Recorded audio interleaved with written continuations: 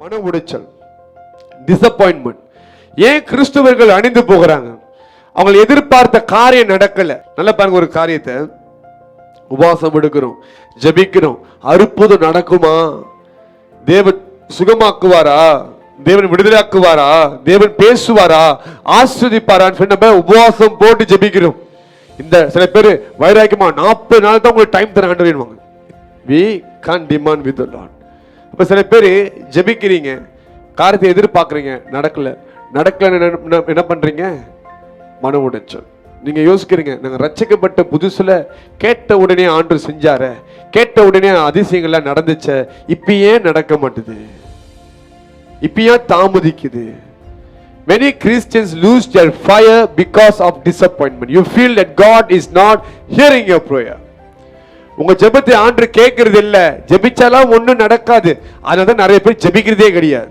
ஹல்லேலூயா. நான் சொல்றது உண்மையா இல்லையா? ஒரு காலத்துல நீங்க ஜெபிக்கும் போது உடனே ஆண்டவர் செஞ்சாரு, இப்ப ஒண்ணுமே நடக்க மாட்டேது. சோ உங்களுக்கு ஒரு மன உடைச்சல் உண்டாகுது. நீங்க நினைக்கிறீங்க நம்ம ஜெபிச்சு என்ன நடக்க போகுது, என்ன கிடைக்க போகுது? இது என்ன காரணம் தெரியுமா? காத்திருக்க முடியல. நீங்க என்ன நினைக்கிறீங்க? எதிர்பார்த்தது உடனே ஆண்டவர் செய்யணும், உடனே கை கொடுத்தாகணும். இல்ல, உங்களால காத்திருக்க முடியல. ஒரு வாக்குத்தத்தம் வருது, உடனே ஆர்வமா ஓ ஆண்டவர் சொல்லிட்டாரு, செய்ய போறாரு, மறுநாளே அணிஞ்சு போயிருவீங்க. நடக்கல. அப்படியானால் ஆபிரகாமும் அணிதான் போயிருக்கிறோம். 25 வருஷத்துக்கு முன்னே சொன்னார், அப்படிதான் நடக்குது. 25 வருஷமும் எப்படி நெருப்பு எரிஞ்சிச்சு யோசிச்சு பாருங்க. How is it possible? 13 வருஷமா ஒருத்தன் ஜெயில இருக்கிறான், பிரிசன்ல இருக்கிறான். எப்ப ஆண்டவர் சொல்லவே இல்லை, ஆபிரகாமுக்கும் சொல்ல கிடையாது. ஆனா அணிந்து போகல.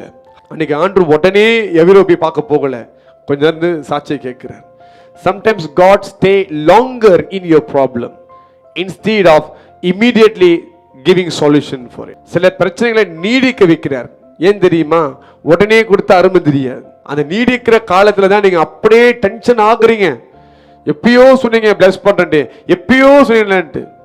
பாருங்க, பைபிள்ல பார்க்கணும். ஆபிரகாம் பாருங்க, அவன் சொல்றான், நீங்க என்னமோ சொன்னீங்க, நான் உனக்கு பெரிய ஜாதியாக்குவேன், ஆசீர்வதிப்பேன், உயர்த்துவேன் அப்படின்னு சொன்னீங்க இல்லையா? ஆனா எனக்கு இன்னும் வரைக்கும் குழந்தை இல்லை. அப்படியானால் இந்த வீட்டு வேலைக்காரன் தான் என்னுடைய ஆஸ்தி எல்லாத்துக்கும் சொந்தக்காரனா மாறுவான். அவன் பேசும் பொழுதே உங்களுக்கு தெரியும் அங்க ஒரு மன உடைச்சல் இருக்குது.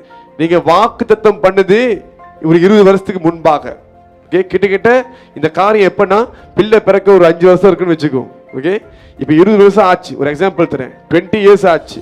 ஆண்டவர் சொன்ன மாதிரியே எல்லா பிளஸிங்கும் கொடுத்துட்டாரு, எல்லாத்தையும் கொடுத்துட்டாரு. ஆனா இந்த குழந்தைய கொடுக்கல.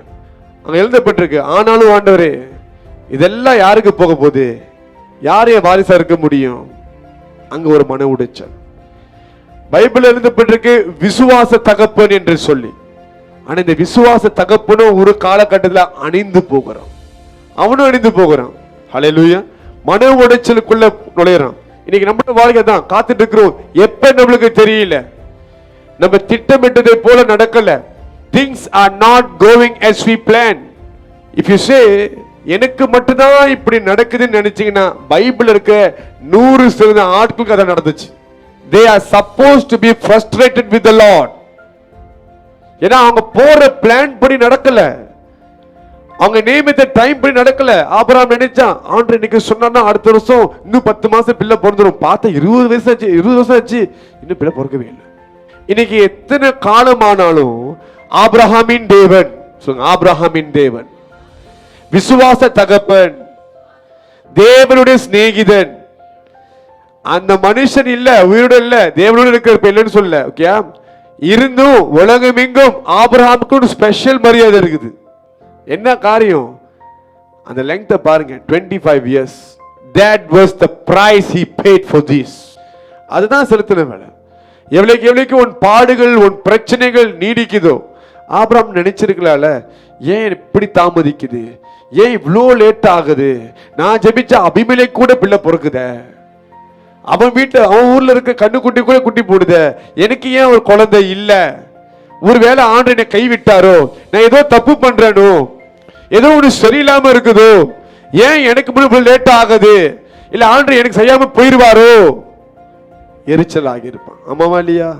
அங்க ஒரு வருத்தம் உண்டாகுது. டிசப்பாயின்மெண்ட் உண்டாகுது. ஆண்டவர் பார்த்து இவனுக்கு வேலையில போய் எப்ப பார்த்தாலும் அப்படிலாம் செய்யாம ஆண்டவர் ஆபிரகாமை வெளியே, அதாவது அவன் கூடாது அந்த நேரத்தில் பார்த்தீங்கன்னா காலத்தில் பார்த்தீங்கன்னா அவங்களுக்கு வீடு இல்லை, டென்ட் தான் இருக்கும். அந்த டென்ட்ல தான் தங்கி இருப்பாங்க. அதுக்கு வெளியே கொண்டு போறாரு. நீ வெளியே வா, வெளியே கூட்டிட்டு போய் உன்னால மேல இருக்கிற ஸ்டார்ஸ்ல என்ன முடியும்னு கேட்கிறாரு. இவன் கேட்கிறான், ஒரு பிள்ளை வாரிசா கொடுங்கன்றாரு. ஒரு பிள்ளை, ஒரு குழந்தை, ஓகே, எனக்கு வாரிசா கிடைக்காதான்னு கேட்கிறான். அதுக்கு ஆண்டவர் என்ன பண்றாரு பாருங்க, வெளியே கூட்டிட்டு போயிட்டு வானத்தை அண்ணாந்து பார், உன்னால ஸ்டார்ஸ்ல என்ன முடியுமா, நட்சத்திரங்களை என்ன முடியுமான்னு கேட்கிறார். உன் சன்னதி இந்த மாதிரி இருக்குன்றார். ஒரு பிள்ளைக்கே வழி இல்லைன்றான். ஒரு குழந்தை என் சொந்த ரத்தத்துல வர்றதுக்கு வழி இல்லைன்னு நிக்கிறான். ஆனா அவங்க அனுபவிக்கிறாரு, வெளியே போய் கணக்கு பண்ணி பாருன்றார். என்ன முடிஞ்சா எண்ணி பாருன்றார். நீ எண்ணி முடியாத அளவுக்கு நான் உன்னை ஆசீர்வதிப்பேன். நீ ஒரு கேட்டகரி வச்சுக்க, இவ்வளவுதான் எனக்கு வேணும், இவ்வளவுதான் எனக்கு கண்டு கொடுக்கணும் நம்புறேன். நீ எண்ணி பார்க்க முடியாத அளவுக்கு கொடுக்கிறவன் நம்முடைய தகப்பன். அவர்தான் ஆபிரகாமின் தேவன். ஹல்லேலூயா. நம்ம ஆபிரகாமின் தேவன் அப்படின்னு சொல்லும் பொழுது ஆபிரகாமை காக்க வைத்தார், ஆனா ஆபிரகாமை மறுதலிக்கல் என்று புரிந்து கொள்ள முடியும். ஹல்லேலூயா. He made him to wait but he never denied him. He blessed. இது நீங்க தெளிவா உங்க மேல வச்சுக்கணும். அணிந்து போகாதீங்க. மன உடைச்சல்னால இந்த வெயிட்டிங் டைம்ல, இந்த காத்திருக்கிற காலத்துல அணிந்து போகாதீங்கன்ற. இன்ஃபேக்ட் காத்திருக்கிற காலத்துல இன்னும் அதிகமா எரியணும். ஆபிரகாம் பாருங்க, அந்த ஒரு பகுதியில தான் அணிஞ்சு போகிறான். அதை கூட ஆண்டவர் டக்கு வெளியே கொண்டு போயிட்டு நெருப்பாக்கிட்டார். ஆண்டவர் அவருக்கு சொந்தமானவர்கள் அணிந்து போக விட மாட்டார். யோசேப்பை பார்க்கிறோம், 13 வருஷம் உள்ளுக்கு இருக்கிறோம். இப்ப நம்ம நாட்டிலேயாவது சொல்லிடுவானுங்க, உனக்கு இத்தனை ஆண்டு தண்டனை இருக்குது, 10 வருஷம் தண்டனை இருக்குது அப்படின்ட்டு. அவனுக்கு யாருமே சொல்ல 13 வருஷம்ட்டு தூக்கி உள்ளுக்கு போட்டானுங்க. டைம் தெரிஞ்சு காத்துக்கிறதாவது சேர்த்துக்கலாம், டைம் தெரியாம காத்திருக்கான் உள்ளுக்கு கொடுத்து. எப்ப ரிலீஸ் டேட்னே தெரியல, ரிலீஸ் இருக்கா கூட தெரியல. எப்படி இருக்கும் யோசிச்சு பாருங்க. சில நாட்கள் பேசுறேன், அவனுக்கு எப்ப முடியும்னே தெரியல, எப்ப எண்ட் கூட அவனுக்கு தெரியல. ஆனா உள்ளுக்கு காத்துட்டு இருக்கிறான். உங்களால முடியுமா? இருக்குது. இந்த யோசேப்பு கர்த்தரோட சத்தத்தை கேட்டிருக்கிறான், தரிசனத்தை பார்த்திருக்கிறான். ஆனா நம்மள மாதிரி அற்புதங்கள்லாம் பார்த்ததே கிடையாது. அவனும் செங்கடல் பிறந்து அவன் பார்க்கவே இல்லை. பைபிள்ல எங்கேயுமே எழுந்தல. ஓகே, யோசேப்போட காலத்துல, யாக்கோபோட காலத்துல இருந்துச்சு. ஆனா யோசேப்போட காலத்துல தனியா ஒரு அற்புதம் நடந்ததா எங்கேயுமே எழுந்தல. ஈசாக்காவது பார்த்து ரெஹபூத் என்று ஒரு கிணறு வந்தது பஞ்சத்துல, அதெல்லாம் அற்புதம். விதைத்து 100 மடங்கு. ஆனா யோசேப்போட வாழ்க்கை நல்லா படிக்க முடியுது, அங்க அற்புதங்களை பார்க்க முடியல. அவன் எதைத்தமா நம்பி இருந்திருக்கான், என் தகப்பனுக்கு என் தாத்தாவுக்கு நடந்த அற்புதம் எனக்கும் நடக்கும்.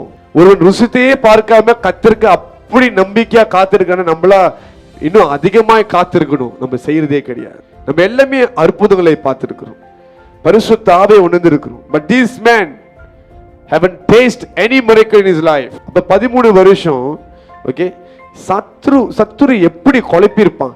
நீ இன்னுமா ஆண்டவர் காத்துட்டு இருக்கிற, நீ நினைக்கிறிய ஆண்டவர் காப்பாத்துவாருன்ட்டு, நீ நினைக்கிற ஆண்டவர் வெளியே கொண்டு போவாருன்னு சொல்லி உன் டைம் நீ வேஸ்ட் பண்ணாத.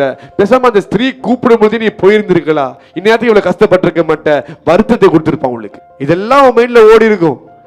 ஒருவேளை நம்ம தப்பு பண்ணிருந்தாலும் வெளியே இப்ப ராஜா மாதிரி இருந்திருப்போமே, தப்பு பண்ணாம எஸ்கேப் பண்ணதுக்கான நம்மளுக்கு பாடுபட்டு இருக்கிறேன். இதெல்லாம் யோசிச்சிருப்பானா யோசிச்சிருக்க மாட்டானா? as a human எல்லாத்துக்கும் இந்த தாட்ஸ் வரும். கர்த்தருக்காக நீதியை நின்று இங்க பாடுபடுறோம் அப்படின்னு சொல்லி. இல்ல மிக கொடுமை என்ன தெரியுமா, எப்ப லாஸ்ட் டேன்னு கூட தெரியல, வெளியே வர முடியுமா கூட தெரியல. ஆண்டவர் அவங்ககிட்ட சொல்லுங்க, நான் உன்னை உயர்த்த தலைவனாக ஆக்குவேன்னு சொன்னாரு. எப்பன்னு சொல்லல. 1 வருஷம் இல்ல, 2 வருஷம் இல்ல, 3 வருஷம் கூட கிடையாது, 13 வருஷம். பக்கத்துல பார்த்து கேளுங்க, நீங்களா இருந்தா 13 வருஷம் காத்துட்டு இருப்பீங்களா? வெளியே இருந்தே பேர் போட முடியல, கேட்டா பணத்துல நெருக்கடி வாங்குறேன், கஷ்டமா இருக்கு, கடன் கிடன்றீங்க. ஒருத்தன் ஜெயில இருக்கிறான், அவன் பாடு பெரும்பாடா இருக்குது, வெளியே வருமானு கூட அவனுக்கு தெரியல. when you compare the suffering of the people in the Bible, yours are nothing. Bible இருக்கிறவங்கள நீங்க பார்த்து உங்களை ஆராய்ந்து பார்த்தீங்கன்னா நீங்க ஒரு எறும்பு கடி தாங்க கடந்து போயிட்டு இருக்கிறீங்க. உங்களை நான் கேட்கிறேன், ஆண்டவருக்காக 13 வருஷம் இருப்பீங்களா? நான் அந்த காத்திருக்க டைம்ல அவன் அணிந்து போகவே இல்லை. எப்படி சொல்றேன், 2 பேர் வரானுங்க, புரிஞ்சிக்க முடியாத சொற்பனும், 2 பேர்த்துக்குமே அவன் அடுத்ததை சொல்றான். he can't interpret the dream unless God was with him. ஆண்டவர் மட்டும் கூட இல்லைன்னா சொற்பனங்களுக்கு யாரும் பண்ணிருக்க முடியாது, விளக்கப்படுத்திருக்கவே முடியாது இந்த காரியத்தை. அதுலயும் பாருங்க, அவன் சொல்ற மாதிரி தேவனால் மாத்திரம்தான் இதுக்கு விளக்கம் கிடைக்கும்ன்றான். கர்த்தர் தான் மகிமைப்படுத்துறான். அந்த கிஃப்ட் அவன் ஆபரேட் பண்ணல, அந்த கிஃப்ட் அவரால் தான் அப்படின்றான். Can you see that he was on fire even in the prison? இன்னைக்கு நீங்க ஒரு சிறைச்சாலை வாழ்க்கை நீங்க வாழலாம், மன உடைச்சல காத்திருக்கலாம், அணிந்து போய் நிக்கிறீங்க, அவன் அக்னியா தான் இருக்கிறான். மன உடைச்சலை go through பண்றீங்களா? You must know how to handle this. Disappointments will happen. எப்படி நடக்கும், எப்படியும் நீங்க கடந்து போவீங்க. நாளைக்கு டாக்டர் ஒரு நெகட்டிவ் சொல்லி உடஞ்சி போவீங்க. ஐயோ இப்படி ஆச்ச, மனசு அப்படி பாரமா வேதனையா இருக்கும், அதே யோசிச்சுட்டு இருப்பீங்க. பட் எப்படி ஓவர் கம் பண்ணுவீங்க? Look at the faith heroes. Bible இருக்கிற விசுவாச வீரரை நோக்கி பாருங்க, எப்படி கடந்து வந்தாங்க. ஆபிரகாம் எப்படி கடந்து வந்தான், யோசேப்பு எப்படி கடந்து வந்தான். அல்லேலூயா. இதை பார்க்கும் பொழுது உங்களுக்கு